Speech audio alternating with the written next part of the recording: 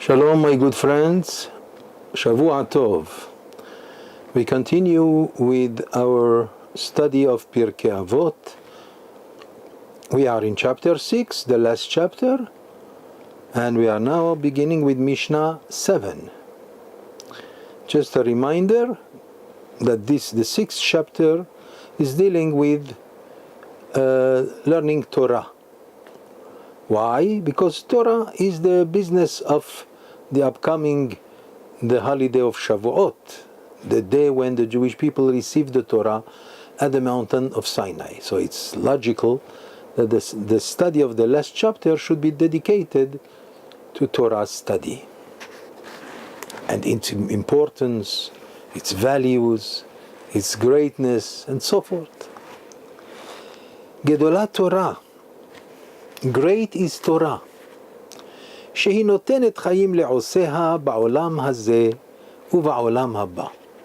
The greatness of Torah is that it has the potential to give you life in this world and life in the world to come. Now, of course, life in the world to come for the believer, absolutely, because the learning of Torah is the food of the soul. So in the world of the souls, it's obvious that it gives you life. But life in this world, well, apparently we did learn that even a person who has the worst kind of misfortune, he finds his comfort in Torah. Even if he has nothing in this life, not even a bed, and he has to sleep on the floor, as we have said in a previous Mishnah, Kachi Darka Shel Torah, person who delves into the Torah, but with depth, with labor, this person finds in it all the comfort, all the pleasures, all the joy. I mean, the Or Haim HaKadosh, the great Rabbeinu Chaim ben Attar from Morocco, when he wrote his commentary of course, he lived approximately I think it's about 400 years ago. He wrote a marvelous commentary that is found in every serious Chumash, and his commentary is known as Or HaChaim HaKadosh. In his introduction he writes that anyone who learns Torah feels the kind of pleasure that could practically bring you to craziness. You could become crazy with happiness, the happiness of learning Torah. This, of course, one who does not learn Torah cannot believe it, cannot understand it, finds no logic in this. But one who is very seriously deep in Torah study, well, you could give him anything in life, he will not exchange it for his Torah. So therefore, great is Torah. It gives you life in this world, as we have explained, and obviously it gives you also life in the world to come, as it says, as we find again in the book of Mishna. It's possible that we will be learning together the book of Mishna, Proverbs, from King Solomon. There's much to learn there. We'll see. So it says there, Ki hayim hem lemotzaehem ulchol besaro marpe. For the teachings of the Torah, are life to those who find them, and the healing to his entire flesh. By the way, King Solomon said those words. King Solomon is known as a Hacham Mikol Adam. He's the wisest of all wise. He knows what he's saying. But he does add here that the Torah provides also healing to your flesh. How can we understand that? There are many stories of people who were under tremendous pain in times of surgery or something of this kind, but when they were thinking about Torah, they did not feel the pain. It is one example of many other examples. Our sages say, Hash berosho ya'asok b'Torah. The Talmud says, if you have a headache, learn Torah. Hash b'me'av ya'asok b'Torah. You have a stomach ache, learn Torah. Hash beraglav ya'asok b'Torah. You have pain in your legs, sit down and study Torah. and so forth, which means life has the potential to bring healing to all your flesh. Of course, in a spiritual way, but also in a very logical way. When you are deep into something, it quiets the nerves that gives you pain. Even the science agrees with that, by the way. Ve'omer, and King Solomon brings another verse from the book of Mishna, of Proverbs, which will confirm what we said. Rif'ut tehi lesharecha v'shikui le'atzmotecha. That the Torah shall be healing to your flesh and marrow to your bones. Of course, a person without marrow in his bones cannot survive. But in a spiritual way, the Torah provides its marrow in the bones, which means it sends healing. Ve'omer, he brings you another verse from the book of Mishna, also to confirm what we said above. It's a tree of life for those who support the Torah, which, by the way, teaches us that anyone who cannot learn Torah, so at least let him support the learners of Torah, support the yeshivot, financially, support them in many ways, very important. And its supporters are praiseworthy. It is known, for example, that among the tribes of Israel, Zebulun was a businessman, a man who goes on the boats very far, and he comes back and he brings business. But he shared with his brother Issachar. Issachar, one of the tribes of Israel, was known as the heads of the Sanhedrin later, from the tribe of Issachar. Why? Because he learned Torah all his life. But he made a deal with his brother Zebulun. Issachar sits down and learns Torah all day and night, and Zebulun provides his living, his livelihood. That's also another way. Ve'omer, King Solomon brings another verse that confirms that. Ki livyatchen hem leroshecha ve'anakim legargerotecha. The Torah means, but the Torah is also a kind of jewelry on you. It makes you more beautiful. The translation is that the words of Torah are a tiara of grace for your head and necklaces for your neck. Ve'omer. And King Solomon brings another verse to confirm the idea, the concept of how great is the Torah. Titen leroshecha livyatchen ateret tiferet temageneka. It says in the book of Proverbs, Mishna chapter 4, the Torah will give to your head. I'm sorry, that was the previous one. No, this is the one, and it says in Mishna chapter 4, it will give, titen loroshcha livyatchen, it will give to your head a jewelry of grace that will bring charm and grace upon you. Ateret tiferet temageneka, it will be a crown of glory that it will deliver to you. Well, it's true, by the way, people of Torah are very much honored. By those people who respect the Torah, they respect also its learners. They stand up before them, they serve them first, and the list is very long. But King Solomon apparently doesn't say enough. He says, he brings another verse, and another verse from his book, Mishna, in chapter 9. And he said, Ki bi yirbu yamecha ve'yosifu lecha shenot hayim. Traditionally, this is the verse that we sing always when a rabbi goes to the Torah. Before he starts his benedictions, before we read the Torah with him or for him, so we sing. Usually you find this in many Sephardic communities, that they sing for him, Ki birbu yamecha ve'yosifu lecha shenot chayim, and so forth. What does it mean? It says that the Torah, with the Torah, which means if you are with the Torah all the time, yirbu yamecha, your days will be extended, which means you will have a longer life. ויוסיפו לך שנות חיים. The words, the teachings of the Torah will add years to your life. Ve'omer, King Solomon brings another verse that it shows how important this concept is. Ve'omer, and in Mishle again, in the book of Mishle, chapter 3. Orech yamim biminah, bismolah, osher v'chavod. Lengthy days are at its right, but at its left are wealth and honor. Now, why is it that wealth and honor deserve the left only? I mean, versus the right, which is length of days. Because length of days are more important than wealth and riches. Also, they provide you with more days to learn. Whereas riches is quite dangerous. That's why it's considered the left.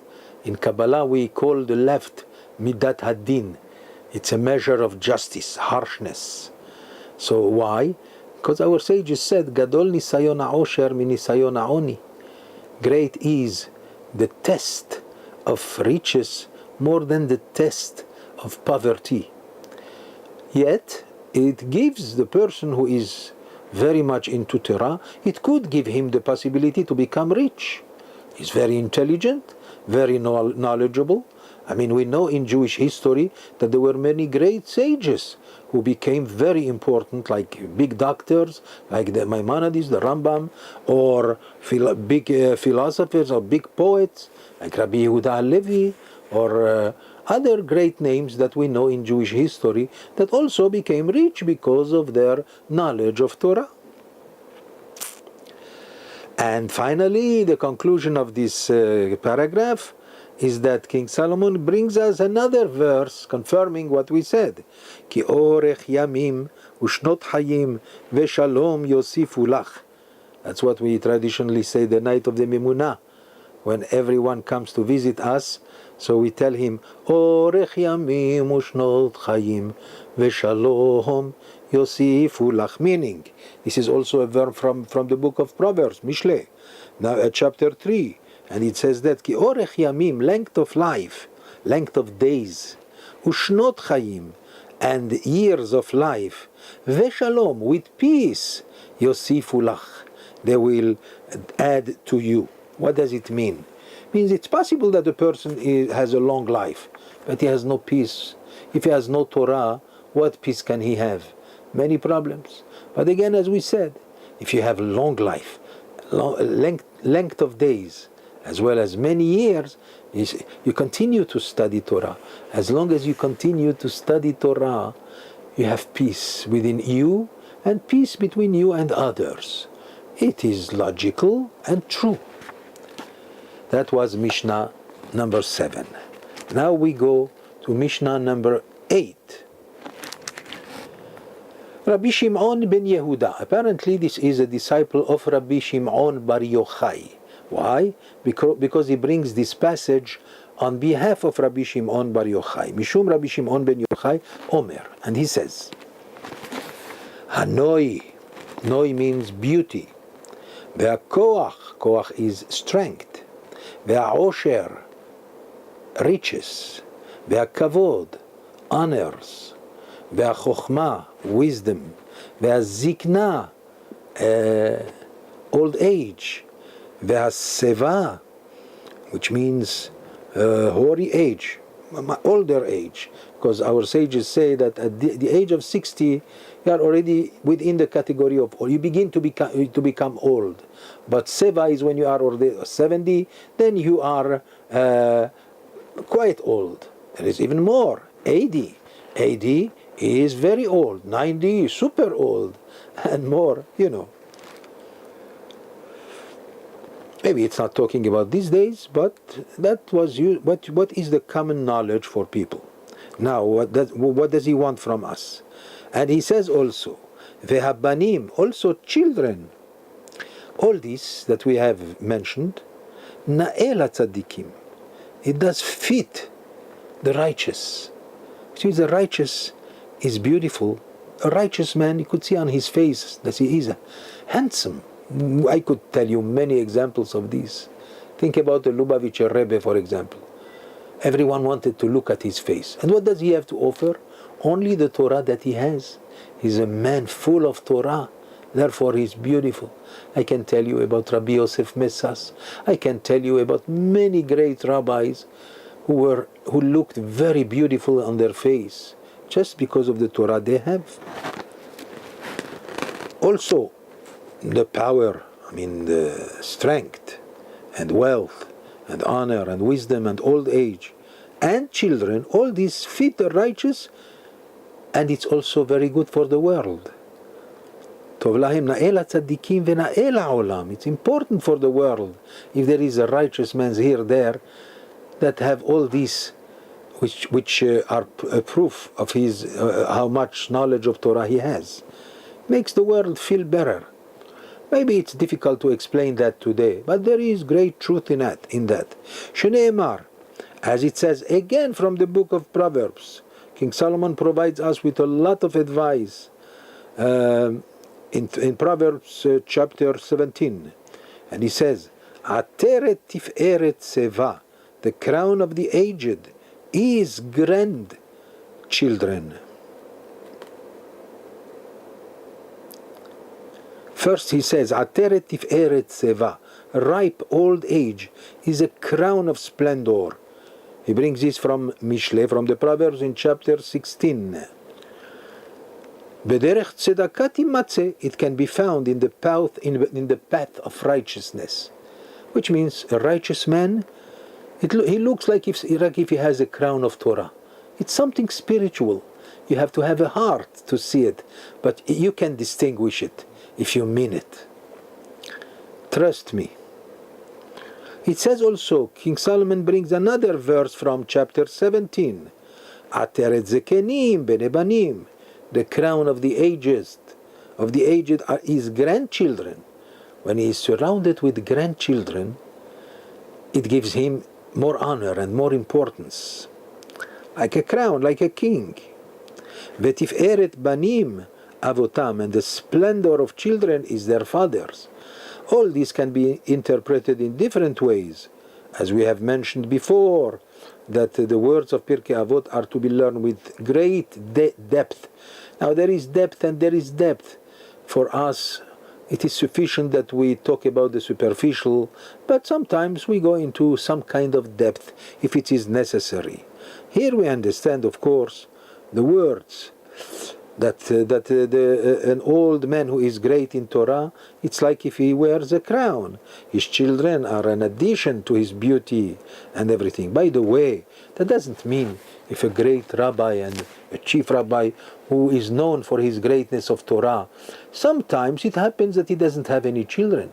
Since I mentioned before the Lubavitcher Rebbe, so Lubavitcher Rebbe that didn't have children at all, and yet he was surrounded with tens of thousands of children, his disciples, his students, because a student becomes, with the years, he becomes like the child of the rabbi. So a great man like this does not lack such a thing. Nevertheless, when a great man has a child who follows in his ways, then we have another contribution to the world. No question about it. We know of some great people whose children became also great rabbis, whom we respect very much and honor. Even though there is much to say in this, but I continue. Ve'omer, and King Solomon brings another verse in the book of Proverbs, chapter 20. Tiferet bahurim koham, v'hadar zekenim seva. The splendor of young men is their strength, obviously, and the glory of old men is hoary age. Not when he begins to become old, but when he is over 70, then he becomes even more impressive. I'm talking about a righteous and great Torah scholarly man. And he brings another verse, this one from the book of Yeshayahu, Isaiah, chapter 24. V'hafra halevana ubosha hamma ki malach Adonai tzevaot behar Tzion u'Yerushalayim v'neged zekenav kavod. The moon will grow pale, and the sun will be shamed when Hashem Master of legions, will have reigned on Mount Zion and in Jerusalem, and honor shall be before his elders. Which means the elderly, when they are full of Torah, they represent the great honor that we owe to Hashem Himself, God Himself. By the way, someone asked me yesterday night a question. What is the meaning of Yimloch Adonai Le'olam, Elohayich, that God will be Supreme King all over the world in the next future? Elohayich Tzion Ledor Vador. We know that Tzion means, Zion means Jerusalem. So what is Jerusalem doing there? Elohayich Tzion Ledor Vador. Jerusalem forever and ever is yours, O God. So I told him Zion is Jerusalem, and the Jewish people prayed for 2,000 years and more to return to Jerusalem. So why? Because in Jerusalem, God chose Jerusalem to build there the temple in which He will dwell, and through that temple He dwells in the heart of every Jew. That's our belief. So therefore nobody can take away from us Jerusalem, as we say, as a promise, Ledor Vador. It's forever and ever. It belongs to us, the children and the chosen nation of God. Meneged zekenav kavod, and honor shall be before his elders. Now, another rabbi, still in the same paragraph, Rabbi Shimon ben Menasya, by the way, a name of one of the sages of the Mishna, who lived approximately 2,000 years ago. And you know, his grave, by the way, is found between Tiberiad and Tzfat, and people do visit his grave. Apparently this testifies for his greatness. Rabbi Shimon ben Menasya Omer, Elu Sheva Midot. What we mentioned so far were 7 kinds of qualities. And those 7 qualities, Shemanu Chachamim LaTzadikim, the 7 qualities that we have mentioned that refer to the righteous people, the wise and righteous people. Remember, Hanoi, HaKoach, HaOsher, HaKavod, HaChochma, HaZikna, VeHaSeva, which means the beauty, the strength, the wealth, the honor, the wisdom, and the old age, as well as hoary old age, as well as the children. So we're talking about 7 plus the children. But to him, by itself, the righteous man, 7 great qualities. So Rabbi Shimon ben Menasya refers to that. Elu sheva midot shemanu chachamim latzadikim, kulam nitkayemu berabbi ubevanav. Now, if you want to look for a righteous who has all those 7 qualities, plus the 8th one that we did not count here, the children, if he has children, all of these have, they were all realized by Rebbe and his children. Now, Rebbe is Rabbeinu HaKadosh, Rabbi Yehuda HaNasi, the one who concluded the Mishnah. Without him, we wouldn't be here today as Jews. But his children also continued. We know of his son, Rab Shimon ben Gamliel. We know of great people who came, who were his children. All right? Now, Mishnah number 9. It's a little long, but I think we will stop right here. Okay? Okay, my friends. We will continue in Mirza Hashem tomorrow, and maybe even conclude the chapter.